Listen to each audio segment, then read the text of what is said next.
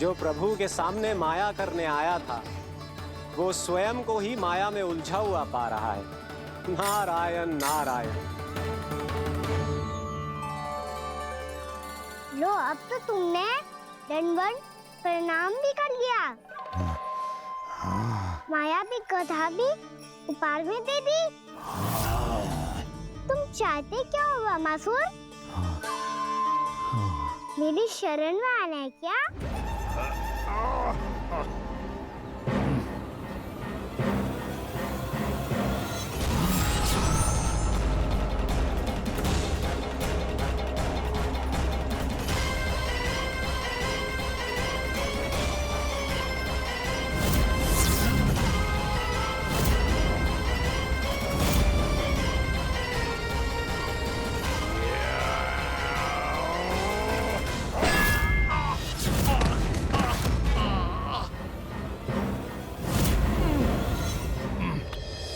सोच विचार का समय ना है हमारे पास।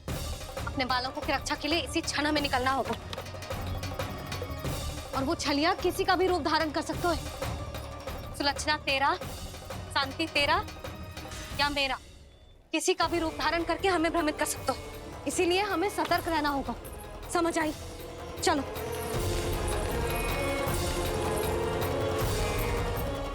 अभी भी समय है वामासुर, समय ले आओ। यदि मैया आ गई तो बात गड़बड़ हो जाएगी।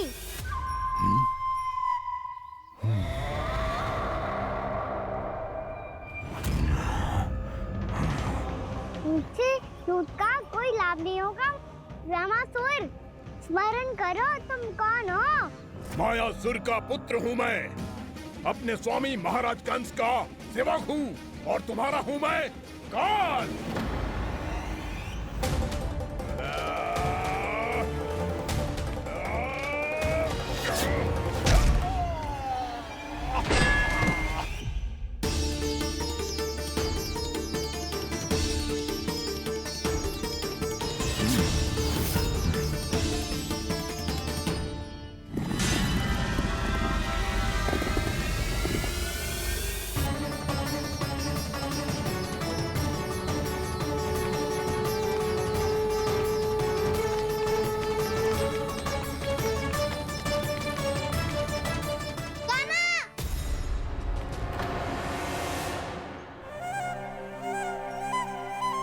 बाबा कहते हैं दुष्टों को पहले बातों से समझाना चाहिए।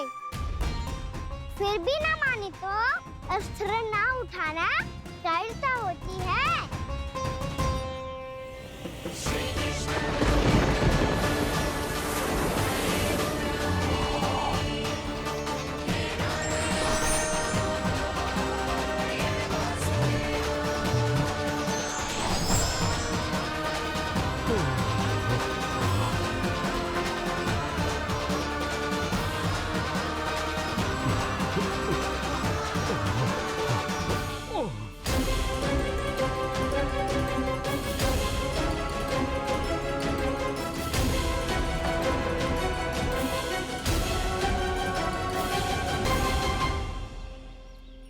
पता था मुझे, अपने बाबा के स्वरूप को हानि नहीं पहुंचाओगे।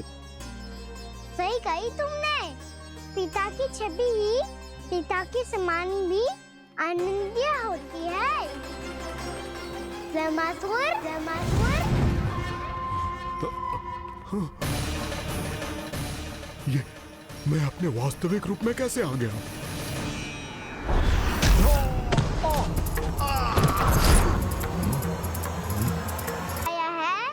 उनको क्षमा किया जा सकता है, पर जानबूझ के किए गए अपराध के लिए दंड ही एकमात्र विकल्प होता है। ये बार बार अपनी मैया का नाम ले रहा है। यदि मैं वो स्वरूप लूं तो अपनी मैया पर वार नहीं कर पाएगा ये।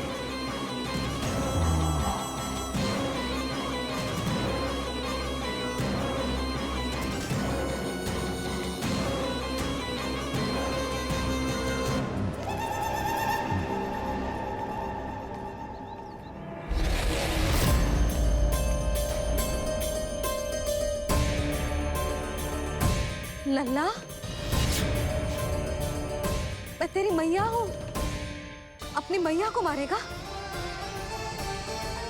बच गया। समझाया था पर तुमने एक बार फिर से मूर्ख कर ही दी। इस पर तुमने पहले से भी बड़ी और पहले से भी भयंकर भूल किया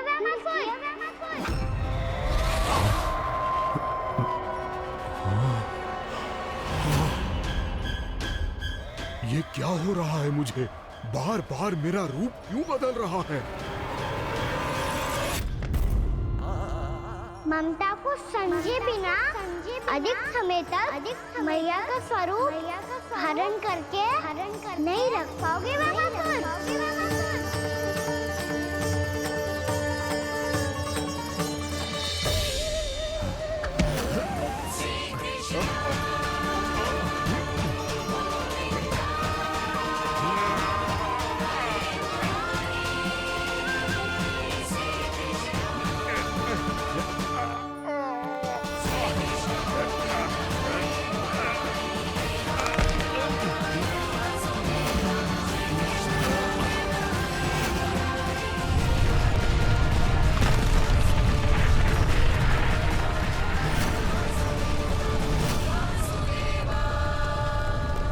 प्रभु के क्रोध से धरती भी कांपने लगी है।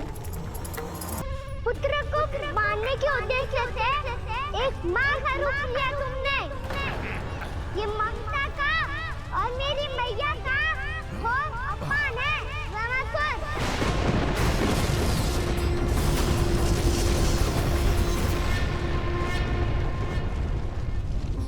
इससे पहले इस असुर के कारण निर्दोष प्राणियों का कोई अहित हो, मुझे कुछ करना होगा। यदि मैं माया का स्वामी हूँ तो आप भी बल के स्वामी हो। दाऊ, अपनी क्षमता अपना सामर्थ्य स्मरण करो।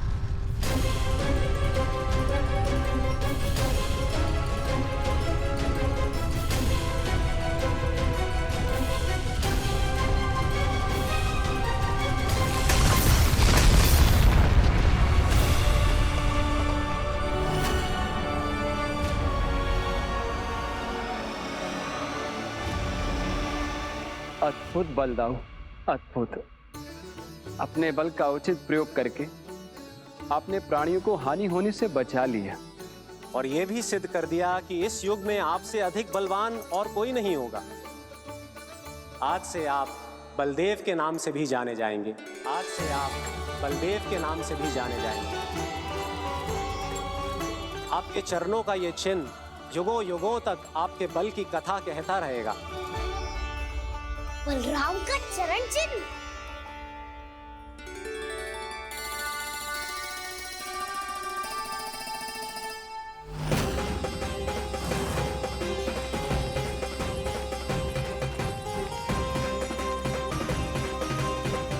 मेरी माया से आज तक कोई नहीं बच पाया है।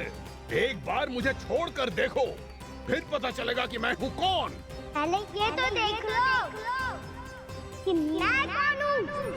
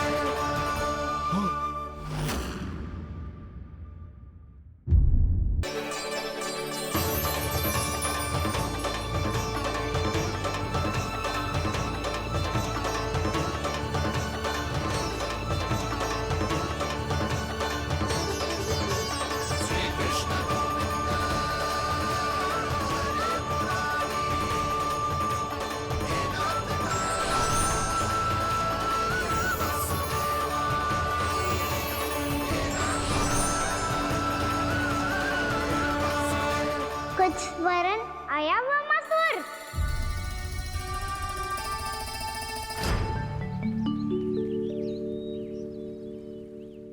बहुत समय पहले की बात है, बहुत बड़े भूमाकर राज करते थे तुम। तुम्हें महान राजा भीमम के नाम से जाना जाता था। सब कुछ था तुम्हारे पास, पर शांति नहीं थी। इसीलिए शांति की खोज में अपना संपूर्ण राज अपने पुत्रों को सौंप कर मलय पर्वत की ओर चल दिए। अनेक वर्षों की तपस्या के बाद तुम्हारे तप की कीर्ति चारों ओर फैलने लगी और फिर सच्चे तपस्वी की धूप में तुम्हारी ख्याति से प्रभावित होकर महर्षि उलट तुमसे भेंट करने आए। राजा भीमरथ, आपने ईश्वर की प्राप्ति के लिए सब कुछ छोड़ दिया, पर अपना अभिमान नहीं छोड़ पाए। इसीलिए मेरे आगमन पर सम्मान के साथ खड़ा होना तो दूर, मेरा अभिवादन भी नहीं किया। अभिमान तपस्वी का गुण नहीं होता है राजन, अभिमान राक्षसी गुण है। इसलिए मैं आपको श्राप देता हूं कि आप अगले जन्म में एक राक्षस के रूप में जन्म लेंगे, एक राक्षस के रूप में जन्म लेंगे। मुझे क्षमा कर दीजिए महर्षि, मैंने जानबूझकर आपका अपमान नहीं किया है। मैं तो यहाँ पर शांति की खोज में आया था। अपने भीतर के संसार में गहरे सोच विचार में डूबा हुआ था मैं। मुझे क्षमा कर दीजिए महर्षि, मुझे क्षमा कर दीजिए। अपनी भूल का आभास प्रायश्चित की ओर पहला पग होता है। मैं अपना श्राप तो वापस नहीं ले सकता, परंतु आपको एक वचन अवश्य दे सकता हूँ। जब भी प्रभु नारायण का अवतार होगा, आपको उचित समय पे वो वरदान देंगे जिसकी आप लंबे समय से प्रतीक्षा कर रहे हैं।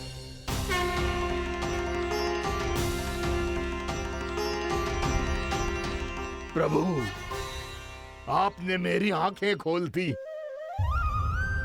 अब मुझे पता चल गया है कि आप कौन हैं और मैं कौन हूँ। इसलिए आप मुझ पर कृपा करके अपने चरणों में स्थान दे दीजिए। मुझे वो शांति प्रदान कीजिए जिसकी खोज में मैं वर्षों से भटक रहा हूँ। शांति तो मोक्ष में ही है, इसीलिए मैं तुम्हें मोक्ष का वरदान देता हूँ।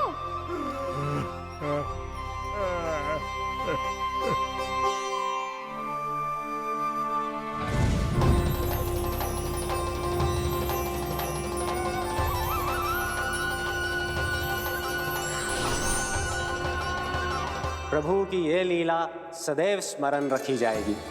इस स्थान को इनका आशीर्वाद मिलेगा और इस कंदरा को व्योमासुर की कंदरा के रूप में पहचाना जाएगा। भविष्य में अनेक ऋषि मुनियों की शरण स्थली बनेगी ये कंदरा। दीदी, ये कोई साधारण बालक ना है। ऐसा चमत्कार कोई साधारण बालक थोड़ी ना कर सकते हो। तुम सत्य कह रहे थे बलराम, गाना सच्चे में भगवान ही है। तभी तो सब देवता इसे बसाने और इसकी ओर से युद्ध करने आते हैं।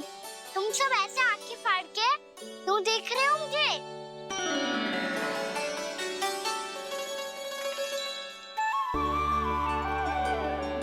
बलराम, तुम बलवान हो और कान्हा भगवान है।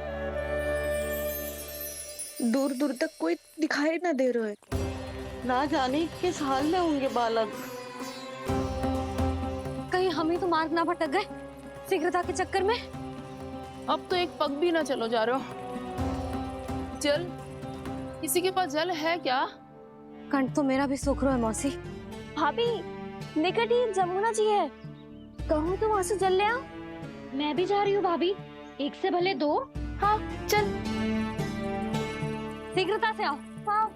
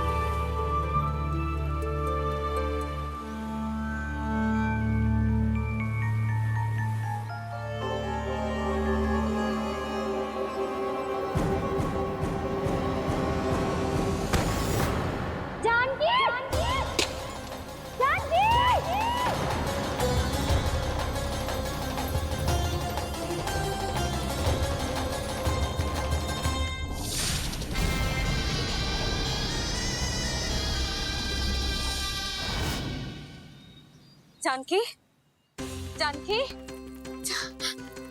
क्या होगा इसे? देखो ना जी, अब छलिया की सूचना मिलते ही हम सब बालकों को ढूंढने चली गई और ढूंढते ढूंढते सबको बहुत प्यास लगी आई जी। तो जानकी जमुना जी की नदी से जल लेने गई और उसने जमुना जी का पानी पिया और उसकी जेदशा हो गई। बालक कहाँ है? वो ठीक तो है ना? ऊपर से सब ठीक है, पर भीतर से बहुत भयभीत है सब। जानकी तो बिल्कुल नीली पड़ गया है। लग तो है विष फैल गया है इसको पूरे तन में। मथुरा के सौ से विदेह जी को बुलाया गया है उसके उपचार के लिए। जैसे ही इसने जल को मुंह से लगाया, ये गिर पड़ी। चटपटाने का अवसर भी ना मिलो। हाँ वैद्य जी, और निकटी मृत पशु भी पड़े हुए थे। हाँ, मैंने भी अस्थियां देखी थी। इसका तो यही अर्थ हो सकता है कि समस्या वहाँ के जल में ही हो। वैद्य जी, आप रोगी की नाड़ी पे ध्यान दो ना। जे गोपिया क्या कह रही है उसे सुनने की आवश्यकता ना है। जब तक विष के कारण का पता नहीं चल जाता, हम उपचार कैसे कर सकते हैं रानी जी? जी, वो निकट ही यमुना जी में एक विशेष क्षेत्र है। ये सब उसी के जल की बात कर रहे हैं। तब तो ऐसा भी हो सकता है कि किसी विषैले सर्प के काटने का प्रभाव हो। पर सर्प के काटने का चिन्ह ना है उसके तन पे। सर्प जब काटतो है तब उसके दांत के चिन्ह बन जाते हैं। मुझे पता है, बड़े बड़े सर्प को काटते हुए देखो है मैंने। एक दिन अब बस कर उज्जवल, ये बड़ी बड़ी हाँकने का समय ना है। पर यदि सर्प ने ना काटो है, फिर जानकी की ये दशा किसने की? अवश्य किसी राक्षस ने की होगी। ना, कोई विषैला पशु भी तो हो सकता है। यह अवश्य किसी महाविषैले सर्प के विष से हुआ है। सर्प ने भले ना काटा हो, लेकिन ये अवश्य ही किसी महाविषैले सर्प के विष के कारण हुआ है। कालिया नाग। कालिया नाग?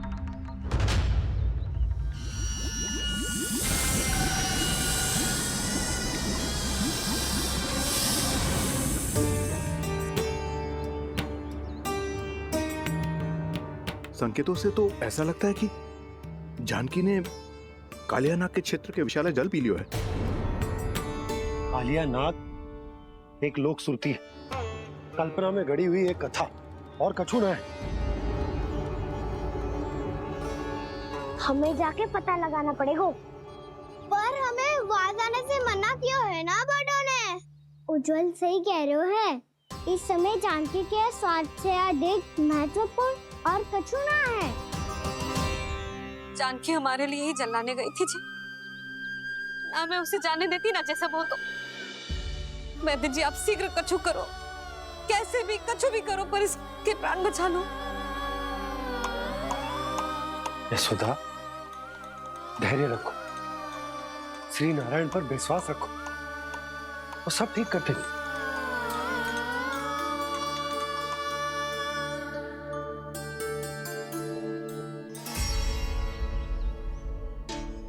विष की काट की मेरे पास जितनी जड़ी बूटी थी, मैंने सब अर्क बना के पिला दी।